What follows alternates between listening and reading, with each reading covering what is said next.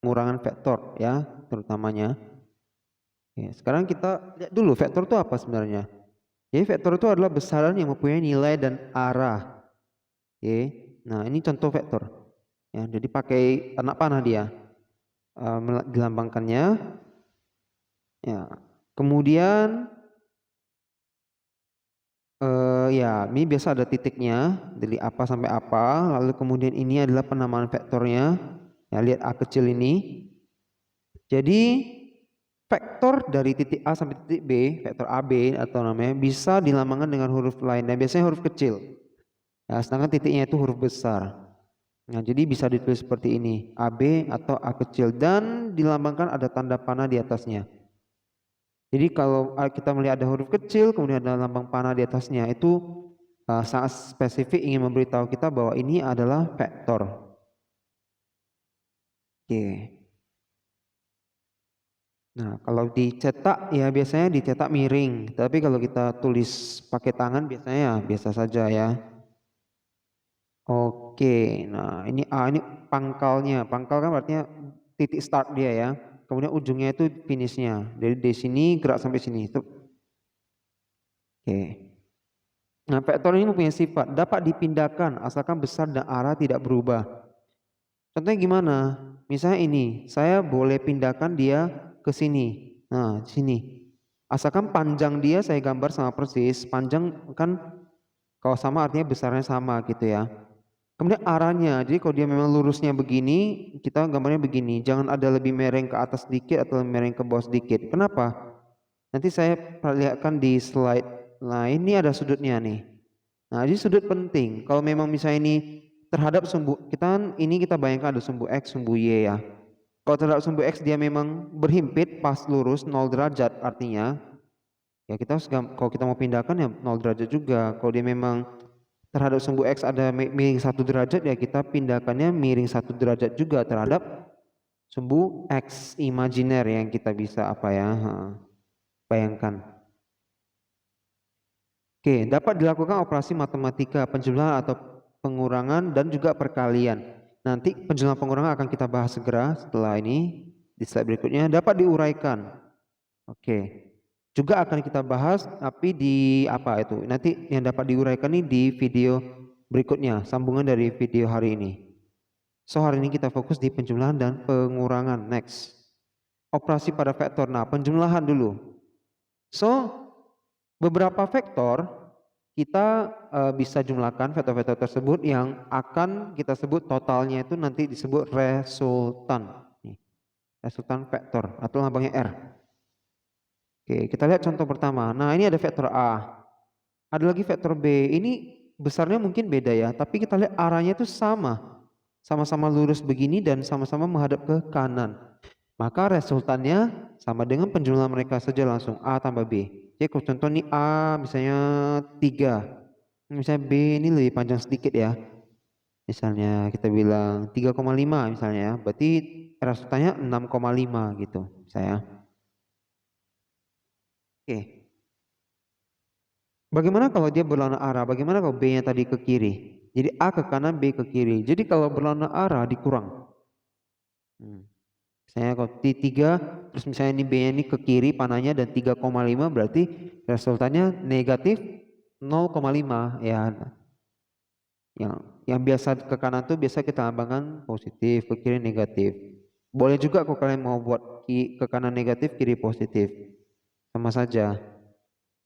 Ya. Tanda itu yang penting besarnya. Kalau tanda itu negatif atau positif hanya menyatakan arah. Semisal tadi kalau ini positif 3 ke kiri namanya negatif 3,5. Nah, kan hasilnya negatif 0,5. Nah, hasilnya negatif tuh. Berarti hasil akhirnya itu dia menang ke kiri. Ya benar karena B ini kan lebih besar. Nah, tapi kalau yang ini tadi yang ke kanan kita buat negatif 3, yang ke kiri yang kita buat positif 3,5, hasilnya kan bakal menjadi positif 0,5 ya. Nah, berarti menandakan ya sekali lagi positif tadi ke kiri kan. Nah, sama aja. Dia tak akan melambangkan hasil yang sama. Nah, lebih detailnya mungkin nanti kita bahas di contoh soal ya. Sementara ini dulu. Cukup kalian ngerti teorinya. Kemudian penjumlahan secara segi banyak poligon. Oke, ini ada A, ada B, ada C. Ini semua mau kita jumlahkan. Nah, disinilah kita akan pakai sifat vektor yang pertama tadi. Dapat dipindahkan asalkan besar dan arah tidak berubah. Jadi perhatikan di sini. Nah, ini cara kita mulai pindahkan ya. Yang A rupanya dia tidak pindahkan. Biasa memang yang A itu jadi dasarnya ya. Tidak dipindahkan. Nah, B ini kita lihat dia pindahkan menjadi pantatnya ini, titik startnya ini dipindahkan ke ujung titik panah A ini. Lihat di sini, jadinya seperti ini. Dia dari sini pindahnya ke sini. Nah, pindah tentu harus dengan apa? Panjang yang sama dan kemiringan yang sama. Sama ini ya, betul ya? Kita lihat ya, sama. Oke. Setelah itu C juga dia pindahkan. Nah, C itu harusnya tadi di sini, dari sini dia pindahkan supaya pantatnya itu mulai dari ujung B. Nah, tujuannya apa? Supaya dia nyambung vektornya. Nah, nyambung kan? Nyambung, baru bisa cari resultannya, yaitu apa? Mulai dari pangkal titik start yang paling awal A sampai ujung yang paling akhir di ujung C, karena kan urutannya A, B, C gitu ya. A, B, C. Nah, dari sini jalannya gini, sekali lagi gini, gini, gini. Nah, tetapi hasilnya ada dari sini sampai sini. Nah, ini sama seperti konsep perpindahan dan jarak yang kita bahas di pertemuan paling pertama. Ini kalau misalnya ceritanya orang berjalan dari sini, kemudian dari sini, kemudian dari sini, nah maka jaraknya itu ini semua A tambah B tambah C panjang ini. Tetapi perpindahan itu adalah pokoknya dari titik awal sampai titik akhir itu paling singkat tembak langsung gitu berapa berpindahnya. Nah, itu berarti resultan di sini R di sini adalah maksudnya perpindahan itu, gitu. Oke ya. Nah, jadi ini secara grafis. Jadi biasanya kalau kita pakai grafis hitung resultannya, ya kita hitung panjang A ini berapa? Gambar. Panjang B berapa? Gambar. Panjang C berapa? Gambar. Terus kita tarik garis, kita pakai penggaris ukur nih, panjang R ini berapa? Nah, dapatlah resultannya. Itu secara grafik. Nanti kita bisa hitung secara hitungan juga ya di slide-slide akhir nanti. Kita teruskan ini dulu penjumlahan secara segitiga. Nah, oke. Jadi kalau ada A sama B ini ya kurang lebih sama dari titik pangkal paling awal sampai titik ujung paling akhir. Cuma kalau kita tembak begini dia akan membentuk segitiga dalam hal ini, benar ya? Nah, jadi di sini kita bisa hitung pakai rumus. Di sini akan kita bisa mulai pakai hitungan. Jadi R di sini adalah sama dengan A kuadrat tambah B kuadrat tambah 2 kali A tadi kali B tadi kali cos gamma. Cos gamma ya, gamma adalah ini maksudnya adalah sudut yang dibentuk oleh A dan B, pertemuan A dan B. Bisa ngerti ya? Bayangkan nih kayak mulut yang membuka gini. Nah, ini lebar mulutnya, sudutnya gitu. Dan jarak antara bibir bawah dan bibir atas itulah resultan. Kemudian ini ada mencari arah vektor ya. Ini juga menggunakan konsep itu. Rumus apa? Aturan sinus dalam segitiga. Oke, jadi cuma ini agak apa? Nanti kita mungkin bahas ya di slide lain. Kita lanjut dulu penjumlahan secara jajar genjang. Oke. Jadi bisa juga dia begini. Digambarkannya begini. Ini sebenarnya sama ya. Cuma dia gambarkannya dia ada tambahkan satu lagi garis di sini menjadi jajar genjang. Tapi inti dari ini adalah kalau kita punya A dan B ya, vektor A dan vektor B, kita bisa cari resultannya menggunakan rumus ini. Hanya ini beda secara grafik saja. Ini sekali lagi yang ini segitiga itu tadi A-nya tetap, B-nya disambung pantatnya dari ujung A, tarik garis membentuk segitiga. Nah kalau ini dia B-nya nggak dipindahkan, tapi sama-sama dari pangkal A dan pantat A dan pantat B ini dempet, langsung tarik garis. membentuk jajar genjang. Nah, sama nih. Kalian lihat R sama ini, R ini dengan R ini kan sama nih panjangnya. Arahnya juga sama. Ya. Itu kalau mau mengukur resultannya secara grafis pakai penggaris gitu diukur ya. Jadi pakai gambar dan oke. Nah, kemudian pengurangan vektor. Nah, pengurangan vektor ini ya saya kasih lihat bedanya sama tadi apa? Ini kan A sama B. Nah, bagaimana kalau A-nya menjadi negatif? Bisa, bisa. Maka dia akan berwarna arah. Lihat nih, saya gambar yang warna hijau jadinya ke kiri. Kalau B ini mau gambar negatif B bisa, bisa ke sini jadinya. Ya, ke sini. Pokoknya dia berwarna arah lah, ya.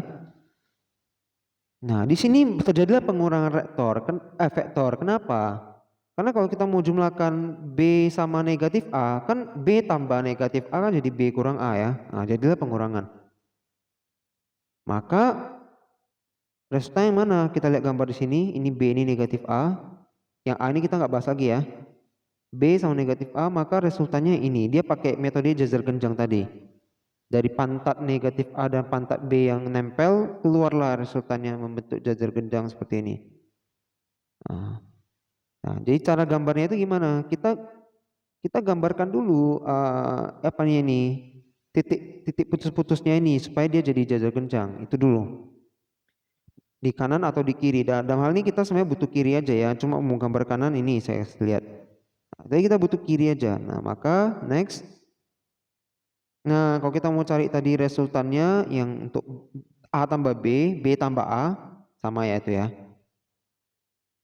Ini, sedangkan kalau mau cari B kurang A, pengurangan, ini dia. Nah, perhatikan bahwa di sini hasil panjang dari resultan yang untuk B kurang A itu lebih kecil dari B tambah A. Lihat, kalian pakai mata lihat sendiri bahwa panjang panahnya kan lebih pendek ya dari ini ya. Nah, oke. Sekarang kita lihat rumusnya. Rumusnya sama. Hampir sama, persis. Hanya beda tanda di sini. Tadinya positif jadi negatif. Lihat. Ini tambah 2AB kan. Ini jadi kurang 2AB. Itu saja bedanya. Kenapa kurang ya?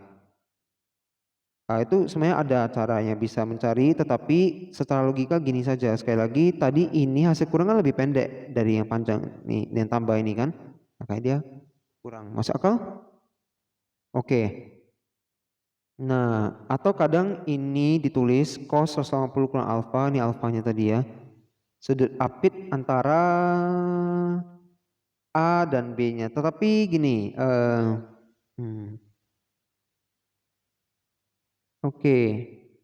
Jadi kita lihat gini, kalau misalnya kita pakai sudutnya yang alfa, ya maka kita pakai kurang karena alfa itu originalnya ada di sudut apit antara A dan B. Tapi kalau kita ambil sudut yang 180 kurang alfa, berarti yang ini,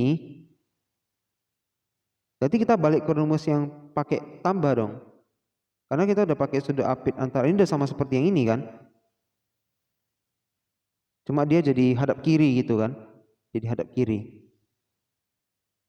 Ya, kira-kira seperti itu. Mungkin lebih jelasnya mau lihat soal. Nah, juga kadang rumusnya ditulis enggak pakai A dan B, kadang buku pakai F1 dan F2 sama aja ya. Oke. Jadi next kita lihat contoh soal. Ya, ini tadi untuk yang kurang nih untuk yang tambah. Nah, dua buah vektor F1 dan F2 memiliki pangkal berhimpit. Nah, kita bisa bayangkan nih gambarnya. Nah, seperti ini dong. A dan B ini dong, ya. F1, F2. Mungkin ini F1, ini F2 ya. Atau ini F1, F2. Terserahlah. Pokoknya masing-masing memiliki besar 3 dan 4. Ya, 3, 4 nih misalnya. Jika sudut apit, nah, sudut di sini 60, berarti alfanya. Tentukan vektor resultan R sama F1 tambah F2. Ini minta penjumlahan. Vektor selisih. Nah, ini minta pengurangan. Kali ini dia lambangkan dengan S, boleh ya, biar ada beda nih. R ini berarti untuk tambah, S ada kurang. Ya udah, tinggal masuk rumus. Lihat, A dan B. 1 plus, 1 negatif. Ya gitu aja. Jadi A sama B ganti jadi 3 sama 4. Atau 4 sama 3, boleh, terserah. Dihitung cos 60 itu setengah, ya boleh kalian kalkulator atau boleh kalian coba cari di internet. Ya, sudut-sudut istimewa seperti sin cos yang 30, 60, 45 udah boleh mulai dihafal ya, itu harus sudah ya dihafal. Dan bagi yang sudah menghafal biasa langsung tahu cos 60 itu memang langsung setengah ya. Kemudian ingat ini dikali dulu. Nah, ini kadang bisa salah, ada orang yang jumlah dulu 9 tambah 16 tambah 24. Salah.